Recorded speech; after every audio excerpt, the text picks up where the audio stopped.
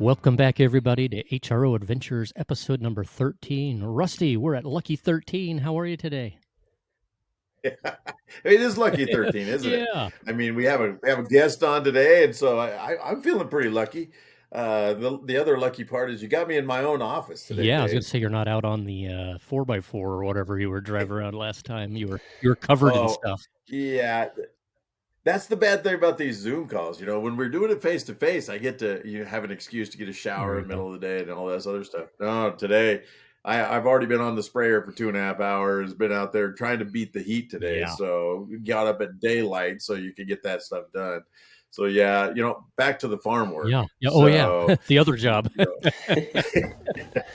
my day Yeah. job. Yeah, The day exactly. job. Well, awesome. Well, we have a really cool guest that made time, took a time out of a bear hunt to come join us. So that's pretty cool. Yes, sir. So, Rusty, why don't you What introduce him? what's up with that? Who goes bear hunting in June? I mean, only Cole gets to go bear hunting. I know in we're June. pretty blessed about that. We, my brother Carson and I have been hitting the hills hard, but can't say we've had any luck quite yet. But any day up in the woods is better than a day in the office. So there's no complaints. Oh, yeah. They'll be up and around as soon as that Absolutely sun will. starts to move around, won't they? Mm-hmm. Oh yeah, I'll bet so. Yeah, we won't keep you that long, Cole. That's for You're sure. fine, no problem. They aren't So- coming out till dark. It's so hot over here right now that Yeah, what's the we'd just be temperature? sweating.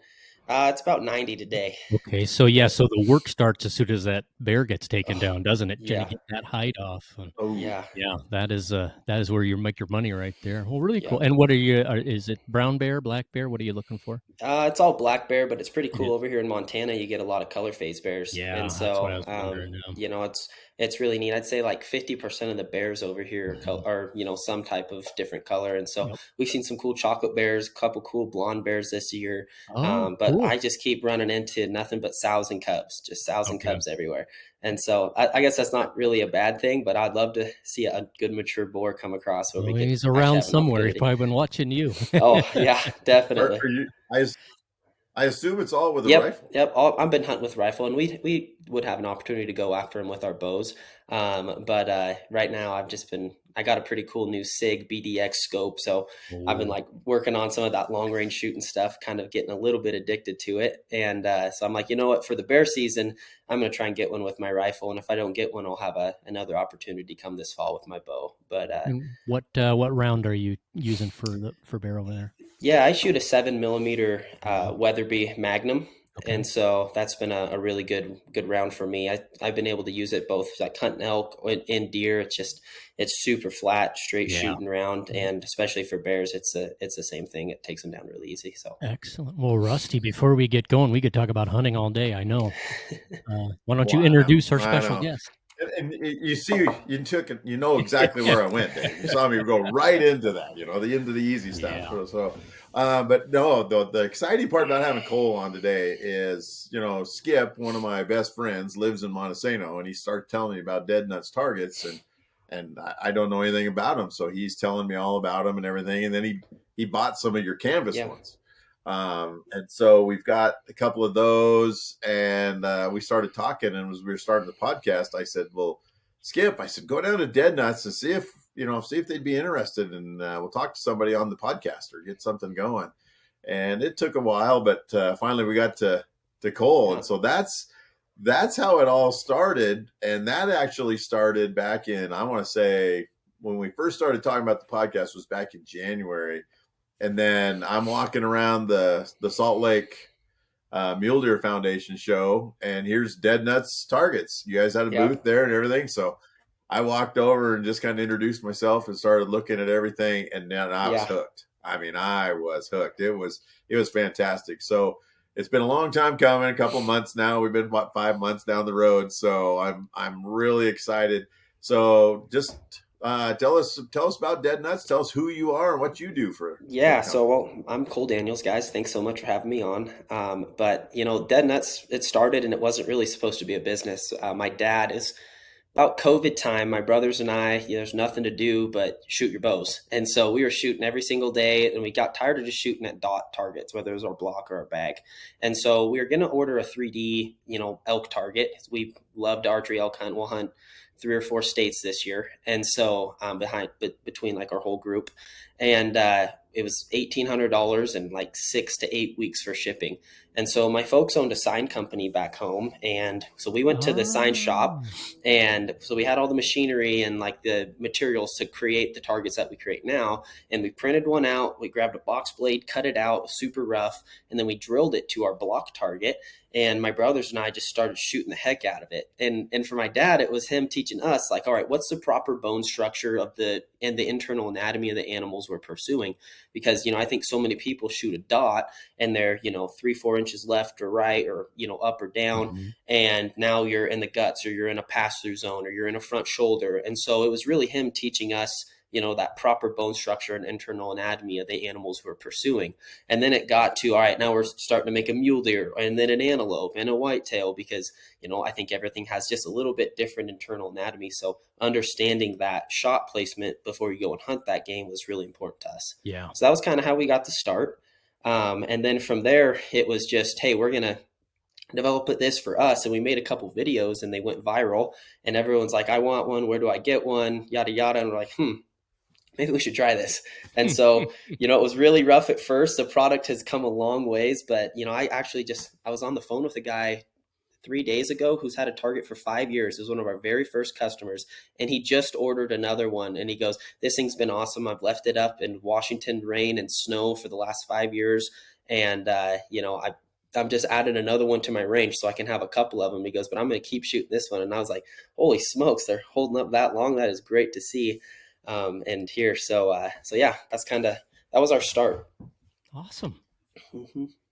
Now, what do you do for the business? Or is it just you and your brother, or is it your dad still? So we got the kind of the whole family's a part of it, mostly my parents and I. So in that business, we have our sign business as well. And so we just kind of made another branch to the business, and that's the dead nut side. And so I'm primarily now just working on the sales and marketing side. And so I do the majority of the content creation, a lot of the stuff when it comes to like social advertisement and, all the social medias. And then working with our retailer outreach and growing us into the retailer space, which this is our first year getting into it, into retailers. We've been all direct to consumer in years past. So retailer space, trying to work with some conservation groups, as we believe our targets are a perfect fit for what the missions they're trying to efficacy and ethical shots. Yeah. Yes. So working with we're trying to get into some of the bigger conservation groups. Got a really good in with Whitetails Foundation right now, or Whitetails Unlimited, and so I think that could be the very first one that we start working with. Wow. And so just growing that organic growth part of the business. In years past, it was me in the shop from 6 a.m. to midnight, putting targets together, putting boxes together, printing shipping labels, getting them out the door. And but we have an amazing, amazing team inside the shop now who's producing and manufacturing everything out of Montesano. So, awesome. Yeah. Very cool. Very cool. So everything is built right there and made right there. Yes, we get all the raw materials and put it together. So we do all the printing, have all the custom print and cut files, all the, there's a lot of hands-on stuff. People just see it as a plastic target, and there's a lot of things that go into it in regards to putting on the Velcro, and then all the stabilizer strips, and building the boxes and printing off all the, box labels. And so it's a pretty manual process, but we've got it pretty much down to a science now where it's, your Henry Ford, assemblation process, and getting product out the door. So, yeah. Oh, very cool. Very cool. So this business is helping the economy in Montesano. Yeah, I mean, we've got sounds like it. 5 full-timers. So yeah, that's pretty cool. That's huge. And so, for just a small little community, I think we're doing our part. We got a couple of young guys in there that just, love the outdoors and wanted to be a part of the outdoor industry. So it's cool to give them that opportunity. And then, come hunting season, target sales usually go down. So our employees get to go hunting instead of having to be in the shop because, come September, October, everyone else is hunting. So the target sales aren't, as big then. So right now is kind of like our main, vamp part of the season where we were getting a lot of targets out the door between June and August. So, great. Yeah, when people are Right. supposed Well, to that's be fantastic. preparing. Yeah, Yeah. yeah. Yeah. Yeah, that's And very then cool. you That's very took cool. Well, the sort of the sign style, and then you Mhm. got paired up with the NFC chips and Yep. Quiver. How did that happen? Because that So is like a neat element that adds to an already great idea. yeah, so I mean, the biggest thing for us is like kind of like I started stated earlier is we're trying to really understand bone structure and internal Hmm. anatomy. And we felt as if in 3D space, you know, you get your third size deer, your half size deer, and you know, brisket to top of the back is always different depending on what target company you're using. And so there's never been like a true target, in our opinion, that taught outdoorsmen proper bone structure and Hmm. internal vital anatomy. And then Quiver came out with their technology, and we saw it, and we're like, that's exactly what we've been trying to teach What you've everyone been with our thinking targets. about. Yeah. Yeah. And Okay. so it was just added an incredible element to our product that I think just blows everything else out of the water, because now we actually understand where the lungs sit, where the, you know, Yeah. humerus sits, the front shoulder, and how it, you know, sits on each and every different animal. And it teaches, you know, myself, as I've become a much better hunter since shooting Yeah. the targets with that technology on there. So we Well, have our that's Vital good. X series is what we call it, and it's on a majority of our broadside targets now, but starting to come Broadsides. out on our quartering away and our frontal targets too. So Okay. you can see, you know, how the internal organs set up dependent on Hmm. the angle of that animal. So So as I move to front quartering, hmm I'll still have a pretty realistic yep. idea of where the heart's hiding behind the sternum or the rib cage at that point. Then, Exactly. okay, Yep. cool. And so, and especially on the quartering away shots, because what I've Hmm. seen, especially if you watch YouTube and you just watch hunting shows on Yeah, YouTube, yeah. you know, so many people will buy a 3D target that is broadside, Hmm. and they'll practice it all year long, drinking a beer with their brother or their friends. And, you know, and then it comes to hunting season, and on YouTube, everyone's taking a quartering away shot or Nothing they're taking a stands frontal right. shot, and it's they're constantly moving, right? And so like trying to teach people shot angles from different like animal positionings is really important to us, so they understand where, you know, entrance and exit of the arrow should be, then be able Yeah, to scan the chip and see that organs with the Vital X series targets through the Quivers technology is yeah. important. So Well, not just quartering, but also if you're a tree stand or the new saddles that are mhm. out now, that you've just Yeah, added an angle. And if you didn't practice it that way, people at yeah, home in the tree stand in their backyard, making sure they got the angle right. So one hmm of the things that I found using it was the education or the training was instant feedback, and I mean right away you can break years of the wrong pattern or habit pattern, and in a very positive way resolve that. So I was sharing a story with you that I know my anatomy on animals pretty good, been doing it for a long time, not any type of expert or anything, know exactly where the shot should go, and then when I would use the Vital X to take a look at it, it's like, wait a yeah, minute, I'm off. I'm like nicking the bottom of the heart, but that's not what I was trying to do. Now, yeah, it was perfect if he jumped the string or did anything, but you know what? I would have bet my paycheck. I know what I'm talking about, and I was off slightly. And so, number one, you can't. It's like shooting steel or anything else, right? You can't really fake it. I mean, everybody saw where you hit, yeah, but instantly able to make the change. It wasn't a huge habit pattern to break, and I can picture the overlay now much better. And the other part of the training was the way you've got it set up that I've noticed with 3D and other types. Your body or your eye still wants to cheat, right? Your brain still yeah, wants to, well, there's a line of where the target inserts, and I know it's an inch over from that. yeah, And I found with your very realistic photography, the dang shadow is right where it would be for real, and I need to yeah, move. I can't shoot from here. yeah, Or wait a minute, why does it look like that? And it gave the very real scenarios that I'd have in the field, right? Where like I don't have the line with the crease that I need. The sun's yeah, blocking it or whatever. And I found myself doing my best to try to cheat and find the old hole and everything, hmm and your target solves that. I mean, you got to know your stuff, and then when you yeah, mess up, it'll show you right away. So just something you can't do on the big block stuff, right? I think everything has yeah, its place, but I thought shooting block style in the off season and really aim small, miss small, and then you go add a dead nuts target to this, as you're getting kind of real close to the season. Yeah. Boy, that would make you a very ethical shot and a really good shot, I thought. So it was a super, super cool product to review. And like I said, I had to be pulled in at the end of the night when it was just almost getting too dark, because it was like, this is too much fun. Yeah. But every shot was learning something super valuable that Rusty and I were talking about. Would take years to, years of, say, gutting animals to go, man, I was low, or wonder what that was all about, right? So just a really cool idea. So really, Thank you. really appreciate you guys making something like that. Yeah, for sure. And for us, it was like you were saying, like, especially with the 3D targets, you'll have like colored dots for a scoring system, or you'll see the insert, right? For when you're 20 yards back, you don't see any damage on our targets. It really makes you focus, like for myself, look at that bone structure, look at that muscle grouping, and then pick out an exact hair of, all right, that's where I need to be hitting, because the exit of my arrow is going to hit there. And so, that was really important to us, is make it as lifelike scenarios for everyone in their backyard, so they were prepared for hunting season.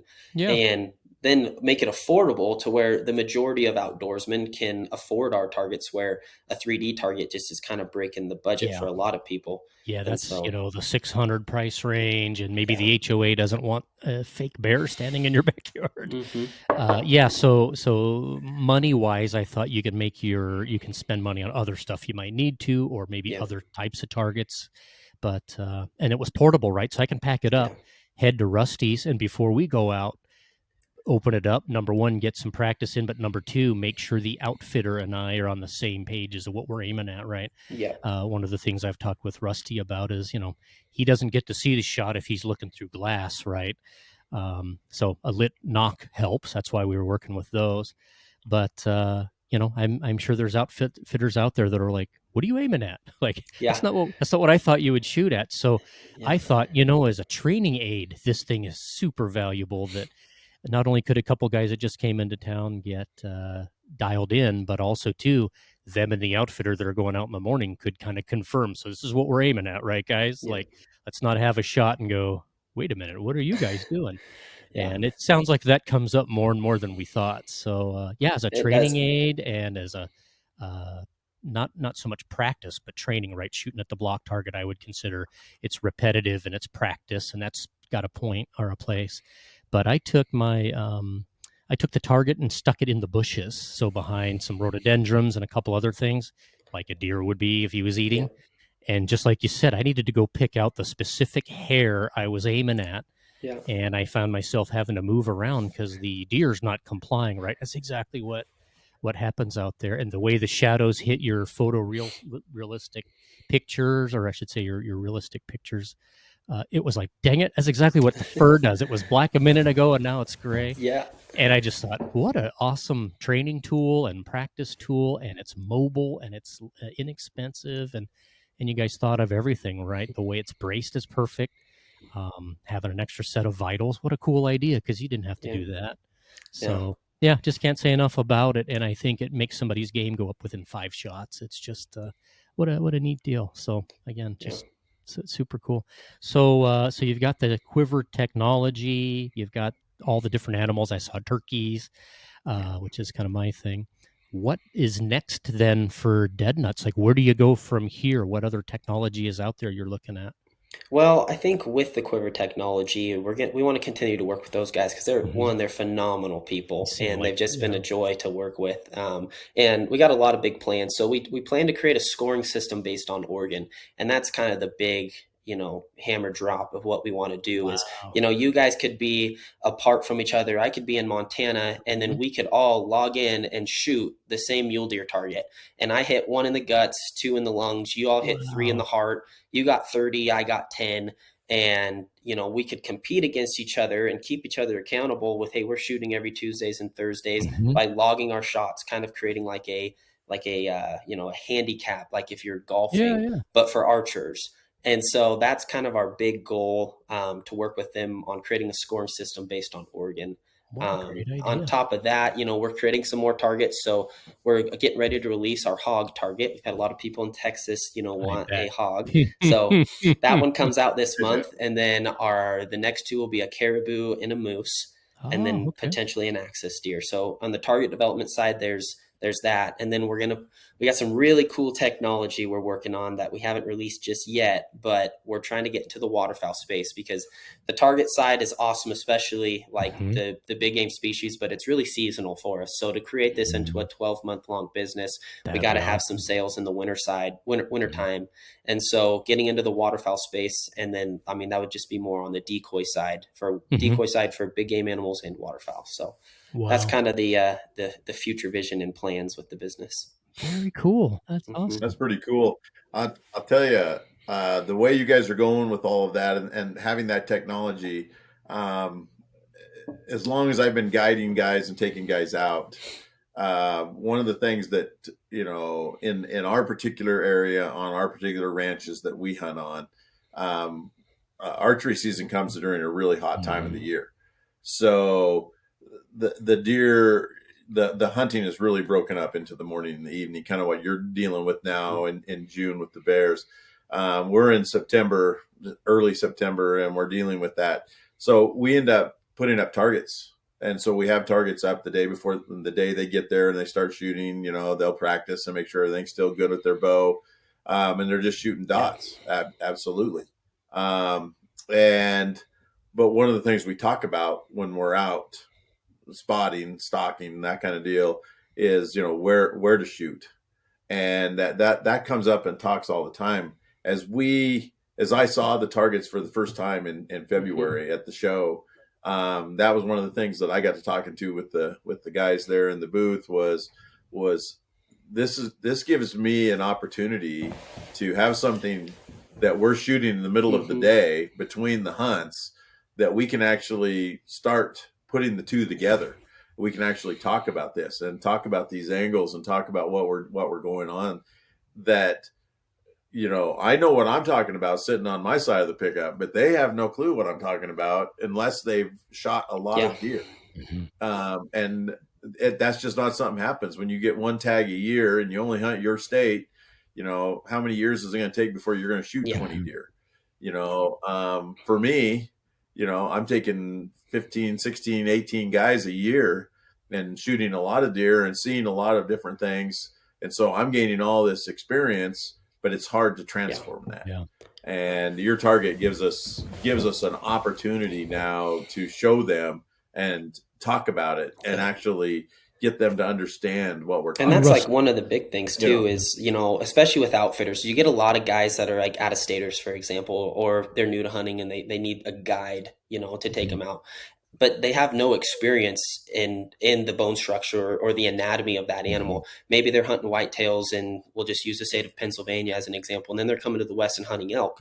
Well, that, you know, anatomy structure is different. It's not the same. We can't shoot through shoulders like we can, you know, over there. And so trying to give, you know, outdoorsmen an opportunity to understand that, and so we see less game get wasted and more successful harvest, you know, more outfitter success is really, you know, what we're trying to do.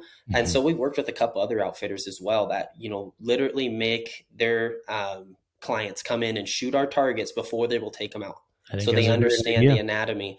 And then they see, I mean, because you guys as outfitters, you see the same deer year over year, and you're like, oh, that buck blew up from year 4 to year 5. And you hate to see that buck get shot foul and then you not go and recover that deer, right? And so that's kind of what we're trying to push on a lot of people. And by doing so, we've created like an outfitter program similar to a retailer program where we're giving outfitters, you know, a good price break to order targets for their clients. So. Well, that's pretty cool because that was the number one reason why we got the target to begin with.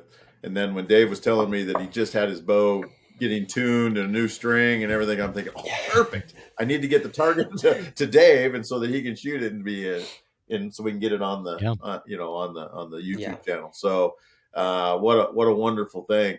I've already heard, I mean, it's only been a week since we put it out there, and I've already heard from some of our archery guys that, oh my word, I need to get one of these. I need to get on, you know, which one should we be doing, and those kind of things. And I said, well, just wait a week. We're going to talk to Cole, and he's going to tell us what's going on. So, but yeah, so that's pretty cool. We're pretty excited about it, and so I think it's the technology is great that Quiver has, and partnering with you guys has just been great for us. Awesome. Well, we're happy to hear that because that's our goal.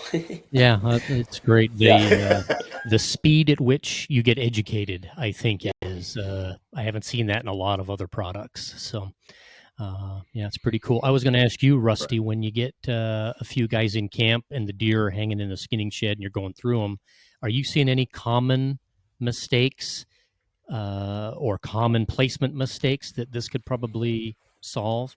Are you seeing guys thought it went in one spot and it actually is a little bit different? Well, yeah, of course, I'm seeing the results. That's what I mean. Our at the far end. That's what I yeah, mean. exactly. As the skin comes off and you can actually see where they went. Are people going, thought I was a little Cole's working on the practice end and I'm dealing with the other end. Yeah. So, but yeah, we do see that a lot. And that's what I was talking about. Me and the other guides, we've talked about this 100 times. How do you get somebody to understand? I think this when is you start the thing, talking right? about things, what language are we doing? And we've played with the 3D targets. We've had them setting up out there where we're trying to get them to look at the quartering away, the quartering to I actually had one deer one time walk over and he came in above us, which I live in a pretty flat spot, and so but we knew that we were down low trying to work on him, and he just happened to keep moving, and he just came in above us. So we're 30 yards away, but he's how many probably people practice 15 feet elevation above us. How many people practice the overhead shot, right? Yeah. And so so all of a sudden, and he's facing right at us. So you're gonna shoot him in the chest. What do you have to shoot with? And so it's those kind of things. And then Cole, last a couple of podcasts ago, my wife was on, and she's the camp cook, and all the guys come and they love my wife, and she comes out to the skinning shed when they've shot something, and she's out there talking to them, and she knows them all. It's like family. And she was teasing with Dave on the podcast about she goes, yeah, when the conversation turns to look at the angle this bullet came in and went out over here and did this, and look how this arrow stuck in here. She goes, that's when I go back to the house.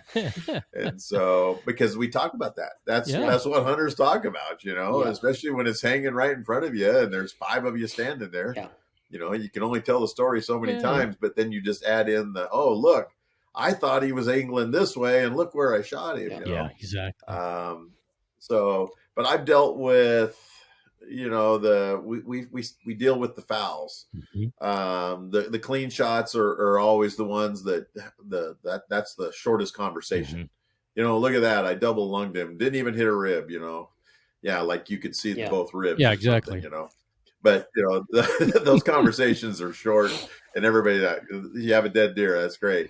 It's the guy that shot 66 yards as the deer was going quartering away from us, and it went in behind the rib cage, through the lungs, and out, one side.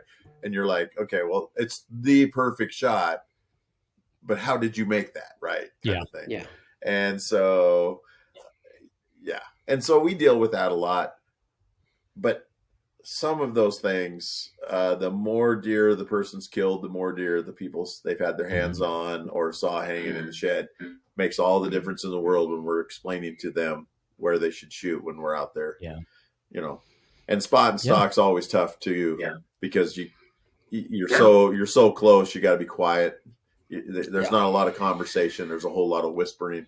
Yeah. And it's like I tell a lot of these guys when I meet their wives for the first time, I whispered in his ear too, so because, I'm standing just behind him, talking to him, telling him where to shoot. So, that's just the way it goes. So, yeah. Nope. Just can't say enough good stuff about it. It opens the opportunity so much for Rusty to have a great group of guys come in, clientele come in and be ready to go, all on the same page, little practice, and it's a ton of fun too. So just a really neat idea. Now, when you guys talk about this, I think you're the first thing that went on my mind is, my son, he's still in mid-20s as a kid and still plays video games with his buddies across the country on, Xbox. Yeah.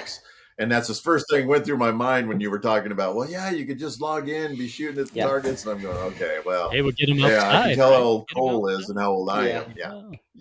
Yeah. No, I think that's kind of great idea. Yeah, it'd be fun because especially when I'm away from my buddies from all the time, it's like we're Hmm. just talking trash on a group chat. Oh, I'm a better shot. I'm a better shot. Look what I shot. Look what I shot.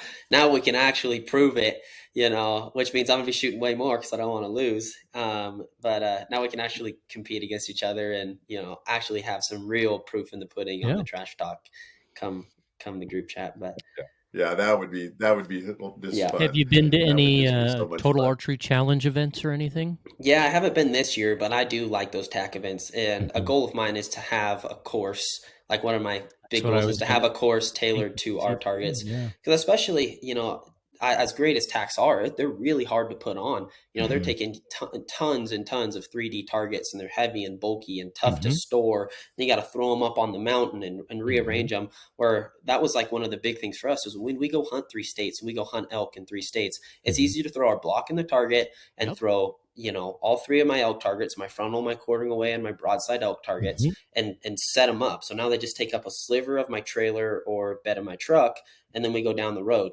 For TAC, I could see our targets being really beneficial for them. Especially if you could get So the scoring, like to go to yeah, a central scorer, right? Like the yeah, running events and the biking events. yeah, Yeah, just get to the end and your score's already there. I mean, I could yeah. see a lot of neat options There's no there. more, no, I'm in the hole. No, you're not. Uh-huh. It's registered through the technology That's and right. your score's totaled. So yeah, we got some plans for that. Now it's just kind of, Wow. executing it. I don't think it would be this year, but to try and get some talks this summer, Mhm. see how we could work with them. And then hopefully, maybe even if it's just a couple of the courses, they're going all across the country Oh, to, sure. kind of beta test it. That would just be a Hmm. great opportunity for us. So, yeah, that's on the agenda. Hopefully, we Neat. can pull her off. Well, keep So, us in the loop. That's yeah, super interesting. And archery, it's hard to come up with new exciting things, right? It's like hmm, everything's been done. So, yeah, yeah, super cool. All right. yeah. Well, I like the idea that you're still hunting, Oh yeah, Cole. In June, yeah, that's pretty cool because I'm not hunting at all. I'm spraying weeds and Hmm. putting up trail yeah, cameras. That's my Yeah. hunting right yeah. now.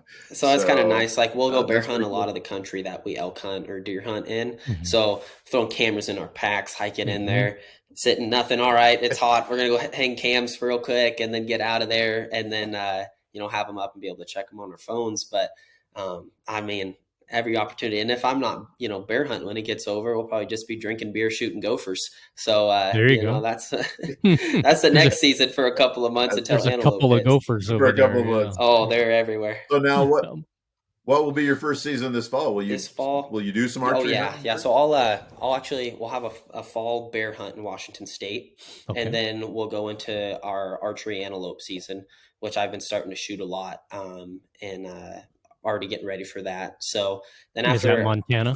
yeah, that'll be in Yeah. Montana, and then I'll hunt uh, 3 states for archery elk, and Hmm. then after that, it kind of is rifle season for me. So I'll have an Idaho rifle deer tag. I'll hunt Nice. rifle season in Montana, and then my next archery season, as I usually do, an archery deer hunt in the state of Arizona in the winter time, so that gives me something to do. So, but yeah, we'll hunt a lot. Well, let's see, probably 5 states this year. So 5 states, a bunch of different species.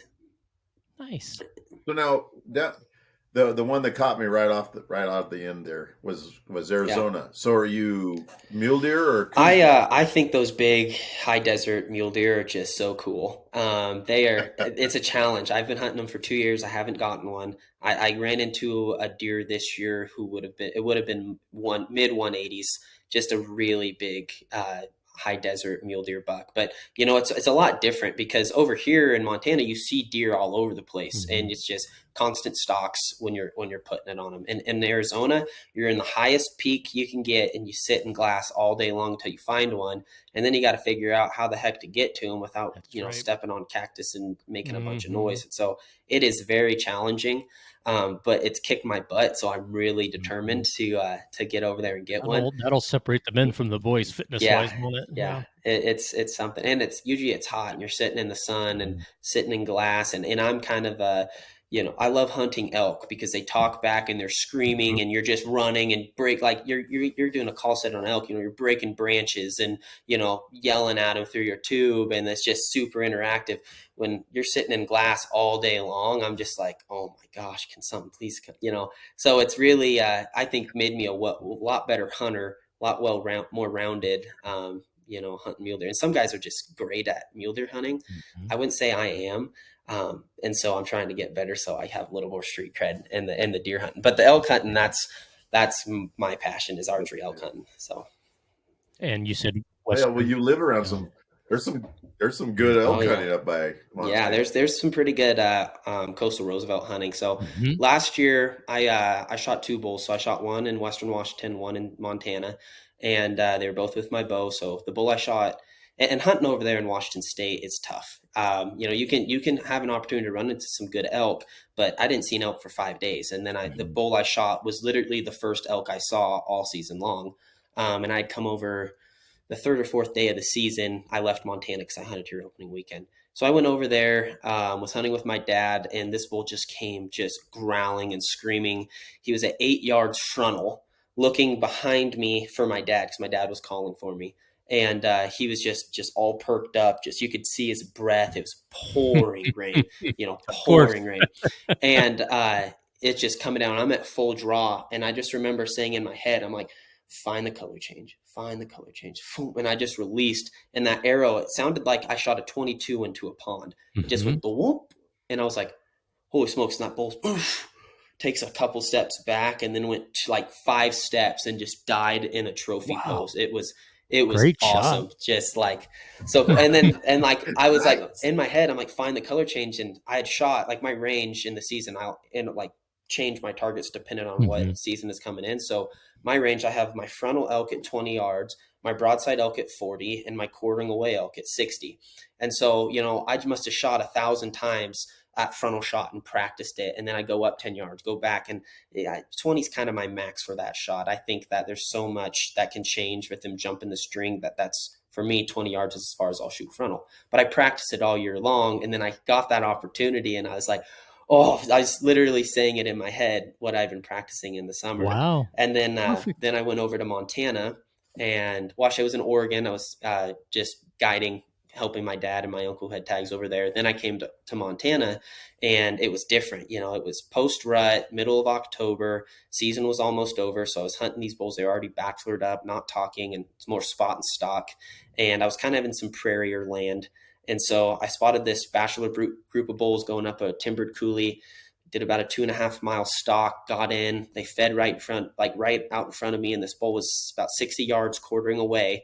And I let one fly, and he was able to get him too. And so, both the angled target shots that I'd practiced all year long really came into, help me come the season. So. Wow. Yeah. And that can be for anybody, right? You don't have to be in the business or an outfitter, but you'll get these targets and you'll be able to pull this off just like you did. So yeah. And so then it's like, all right, well, after that, I knew I had a mule deer tag coming up. So I put my elk targets away, threw my mule deer up, and then, antelope season's here. I throw my antelope up. And so I can just fold them and set them away and then shoot the targets for the game that I'll be hunting, come that next season. So, and it's all, for me, it was like, I remember before we had the business, it was like, gosh, having a bunch of 3Ds is pretty expensive, and mom would be upset because they're always in the yard. And so when we've been able to like plug and play the different species, it's made it a lot more fun. Yeah. And even having a realistic elk in the backyard. I can't take that somewhere else, right? Yeah. So to be able to get to the campsite or, hunting camp or get to Rusty's lodges and practice, right, isn't, for $600-700, I can't do anything other than right where I put it. So, it's just neat that these are portable and all that data you can get from them. So, very cool. And then you're out bear hunting now. They were right? more durable than I thought they were. Yeah. And see, that's the big thing is a lot of people are like, well, it's just plastic. Like, how durable are they? And like I said, that guy's been shooting his for 5 years and still shooting it. And the material they're made out of, they're just weatherproof. So the rain will beat up, the snow blows off. They don't really fade in the sun unless you're having a tornado windstorm.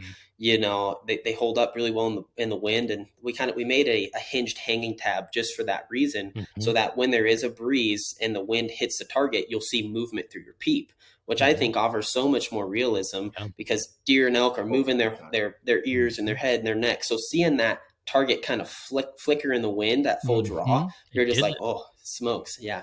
Yeah. I mean, it was instantly through the peep. It was like, this is very real. Like this just got very real. I remember I started my breathing cycle and, going through your shot movements as opposed to just outback shooting targets. It was like, wait a minute, this just got me right into that thought process, which is just cool. So, I'm super excited for that reason to see how that's going to play out, because we've tried the 3D thing, trying to get people to not look at the horns, not look at the head, look where they're shooting.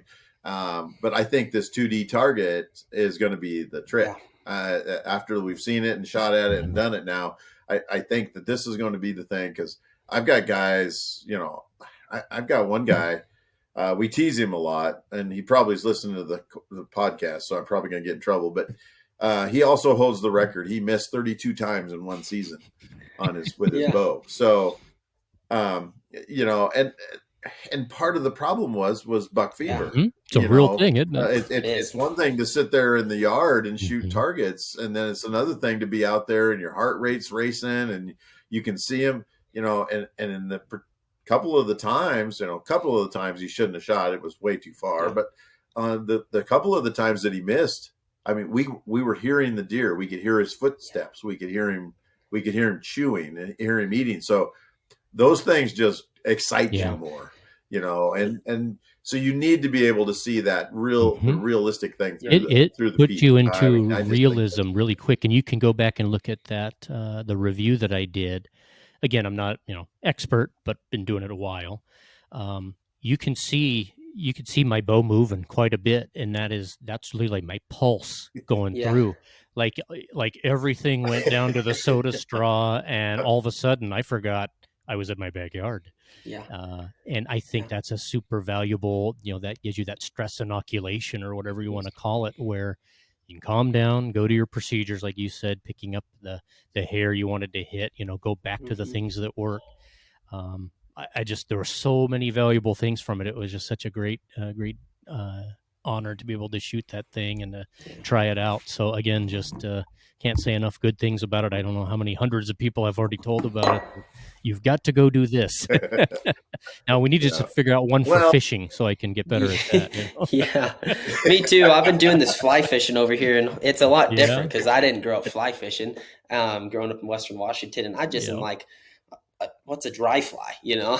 I'm like, but that's been pretty fun too. So if you got anything to help me with that, I'll I do a lot of fly fishing and then spay casting also, which you might have to. We might have to go out and get you to try that. That's where everything works in front of you, because you could have brambles or blackberries or something behind you, so there's no back cast. So everything's out front, and got a couple of scars where the beaded nymph hit me and I thought somebody shot me from across it's amazing how much power you can make in that much space, but you got to wear sunglasses. That was my lesson, was do always have something on your face, because I took a couple down here and it'll cut you open. And like I said, I thought somebody was shooting at me from across the bank. Like, how could that hurt so bad?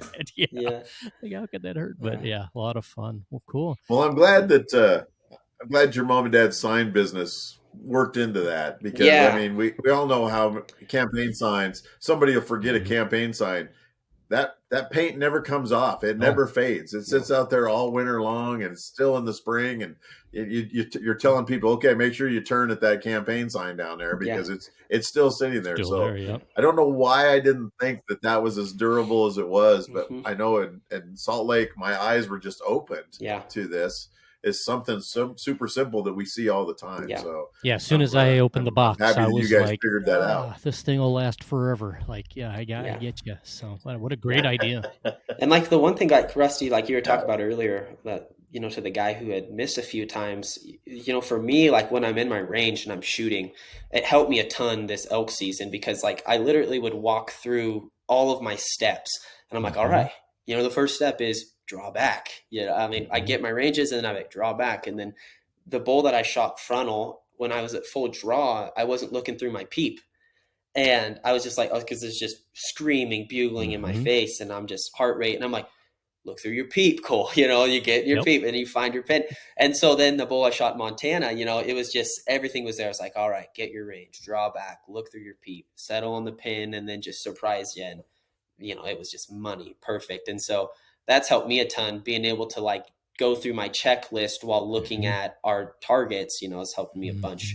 Just, you went in the field, be more prepared and find a little more success. Yeah, the block targets never got my heart rate up or got me like, in panic mode. But yeah, I think it was the first time I drew back, and like I said, I had it set back in some bushes, so I got to get around a stick and stuff.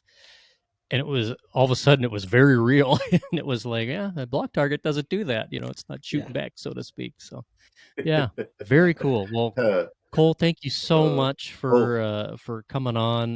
What a great product. Like I said, I just can't say enough about it, and would love to keep promoting it and just keep us in the loop on what's coming up. So definitely. Well, I will do. And thank you guys. I'll have to keep in touch, Cole, because I want to get you. I'd love to have you come over when my archery guys are here. Because number one, you would sell them a whole bunch of targets. But I would just love for you to explain to them and show them and be able to do that. So because they would feel more comfortable listening to you. Not that they don't believe everything in the outfitter says, but they don't. They just don't believe everything we say. We may stretch a story or two. Well, I want to get you guys. We're planning something big right now with some guys in the industry. We're doing like a big field day shoot with our technology, with the Quiver technology, our targets, and there's going to be some pretty big names at this shoot in July. Awesome. I can't really speak on it yet because I'm not the one putting it on, but we were invited, and we're going to be using our targets to. It's like this big educational, big, I guess, like online shoot thing that we're trying to start. And so I will keep you guys in the loop with that. One of your podcasts, you might be able to plug it and send it to your clients. And that we're going to go into depths on exactly what you're talking about, Rusty. We'd love to. Absolutely. Yeah. Well, and when that happens, Cole, give us a call and we'll get you on, even if it's not for the whole podcast. We'll at least get you on telling us what happened, and if you got some video, you can send us, and we'll put it on so people can see it on the YouTube channel. But we'll talk through it on the podcast as well. Awesome. Just keep us in when you start bringing new things out. Just let us know. Cool, we'll do. Like I said, we're super impressed with what you guys are doing and how you guys are putting it together, and we'll just continue talking about it. It's just a good thing for us. Works right into our business. Sure does. I got to tell you a quick story. I got. You tell elk stories because you've hunted elk way more than I have. I don't even know if all my years catch up with your few years, but I got my dad drew a Unit 10 tag down in Arizona. I shed hunt Unit 10. There's huge bulls Unit 10. And so I invited myself on the hunt, of course. And so I went down and took Dad and was with him the whole time, and we hired an outfitter there and that works in that area, and he has shot one of the largest mule deer ever killed, and so in Arizona in the Strip. Of course, he lives in Arizona, so he has a kind of an inn there. And so he shot this huge mule deer, and at least a lot of big mule deer. Well, we would get in at camp, and those slow times when we're not seeing any elk, I would just start talking about mule deer hunting because that's what I do. And he is a mule deer freak too. And so we would talk mule deer hunting all the time, and Dad would have to remind us that we were elk hunting. And so during this hunt, in the course of the hunt, the outfitter learned that I could read a map. And I also could find, GPS coordinates. So he would send me, and we started double teaming, putting eyes on two spots and moving around. And he would send me things, and I would take off and go this way, and he would go that way. And we were looking at a lot more elk that way. And So anyway, I found this glassing spot, and I told him, I says, it's not on any of your maps. I just happened to find it as I was going by. I'm fairly certain we're okay to be here and everything. And he just kept telling me, he goes, I sent him my location, and he goes, I don't think we can be there because we're on a private ranch. There's all those ranches in Unit 10 that you gotta get the trespass fee. And he goes, I don't think we can be there. And I says, well, I just ran into another guy, and he said that it was okay for us to be there. And that's why I drove up there. And I said, but we need to be here tonight. That big bull's going to, I have a feeling he's around here, but, unless you got something better. And he goes, I ain't got nothing. So we're going to be there. So anyway, I made it too long, but he showed up. And so as we're sitting on this knob, I can't see it all, and he can't see it all. So we're sitting about 100 yards apart, but we're looking different directions. And finally, we'd been there all night. The big bull didn't come in. And so I got up and I moved around, and because I heard him putting things away, because we're only 100 yards apart, so I could hear him. And I could hear him putting up his tripod and everything with his spot and scope. So I got mine all put up, and we kind of met there.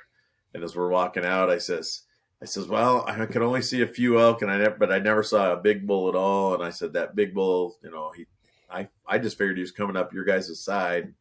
And he goes, no. And he says, I was really distracted the whole time. He said, because there was a 210 mule deer right down below us. And I said, what? He goes, yeah, he's probably going to go 210. I don't think he'll make 215, but he's over 2. And I went, and you let me sit on the other side of this hill? You didn't tell me? I said, I don't know if you know about Washington, but we don't have 210 mule deer in Washington, okay? So I want to see one. You got to tell me on these things. And he goes, that's why I didn't tell you, because I needed you over there looking for elk. He says, we're elk hunting. I didn't need you over here looking at this deer. And I've ran into some giants in that unit, shed hunting, for elk antlers. And there's big deer in that unit. There's also that whole state, there's some pockets all the way up to the strip where you're liable to run into a 200-inch buck anywhere up there. Even on the east side over there towards Unit 23 and 27, there's some really big bucks going over the northeastern part of the state towards New Mexico. Really good deer hunting over there. Coos deer hunting too. I need to get up there and just make it a priority to hunt that, but I've been kind of on a kick of trying to hunt the mule deer in the high desert because I've never succeeded with that. And I don't know why. It's way more fun to see deer, but I do want to get it off my list, just getting one in the desert. It's a cool way to hunt, that's for sure. Well, Rusty, it is beautiful. I love spot. Yeah, we're coming up on the point where we need to go over Rusty's calendar. What you got on your calendar coming up? Oh, yeah. Well, I'm glad you said that, too, because these days when we do podcasts and I'm sitting in my office is bad days because I got to go right back to work as soon as we're done with this. So moving chicks outside. So that's a great thing for the pheasant guys that, we've got chicks that are going to be ready in September for hunting on the shooting preserves. So, and we've got another set of chicks that have come in. So we're looking good for the whole season right now as far as number of birds. So that's a good sign for us, but that's what I'm doing in the heat of the day right now. The other thing I'm doing is the trail cams, putting out the trail cams, and trying to get the food plots. And my food plot that it's only taken me 10 years and I still haven't got it perfected, but at least I got stuff to grow. That's a good thing for a farmer if I can grow stuff. So doing all that. And then I met with some of the landowners here in the last couple of weeks, talking about what they're doing, how they want us to hunt their ground, or how they're going to allow that to happen. On your lease stuff, on my leases, yeah. And, like we've talked about before, Cole's probably hasn't heard it, but all my leases on private ground, because I live here and my family has a ranch here, they're almost all neighbors. Well, they are all neighbors. And so all my leases are really very unique to each neighbor. They're not a lot of the same. Each neighbor always has something different and something that they want to do, and so I try to keep up on that, and I try to look at it from the landowner point of view since I am one. So, and so that's a big thing, and so I try to stay in touch with all those guys when I see them. So just trying to do that, just trying to work through the summer, trying to get things going, and then school kids are out, so I've got some kids up doing just doing odds and end jobs for the summer, trying to keep the high school kids employed, I guess you should say. And so that's all going to start here too pretty quick. All right. So the calendar's kind of slow right now. Me and Preacher Dave are probably going to go fishing. There you go. That's going to be another good thing. So he's still trying to convert me into a fisherman. I'm like Cole. I've never heard of a dry fly, so but we'll see. An old dog can be taught every once in a while. Well, your archery mule deer guys need to be practicing with these targets. So, Cole, where can people find you and kind of correspond with you and order targets? Yep. So you can go to our website at deadnutsoutdoors.com, or we're starting to get into some local retailers. So go ahead and check our page. We should be updating our website really soon with a retail locator. But in the meantime, on our website or any of our partnered retailers. And then to follow us, we're on all social media, so you can kind of see what we're doing, what states we're hunting, how we're preparing for the season. We just started a new challenge, which we're really excited about, called 2D Tuesdays. So every Tuesday, the goal is to get out one of your 2D Dead Nuts Outdoors archery targets and shoot 10 shots. And then hopefully we're trying to grow this into like a national thing where everyone's shooting a 2D target all over the place and, really preparing, getting ready for the season. So that started today. We just released it. So I got to go out and get my reps in tonight. And then, that's where you can find us. Well, guys, thanks for. All right, Dave. I'm expecting to see you on. I was going to say, I guess I know what 2D Tuesday, Dave. Tag. I'll tell you what. Occasionally, we're drawing winners that tag us for Dead Nut swag, so we get hats and shirts out. There you go. Well, from Snoqualmie and Tim's Corner and Montana, appreciate everybody listening. Cole, thanks again for coming on board and making time to chat with us. I know you're in the middle of a bear hunt, so you're good. Get out there. I appreciate it. Good luck. All right. Thanks, you guys. Yeah, well, thank you, Cole. It was great to see you. All right.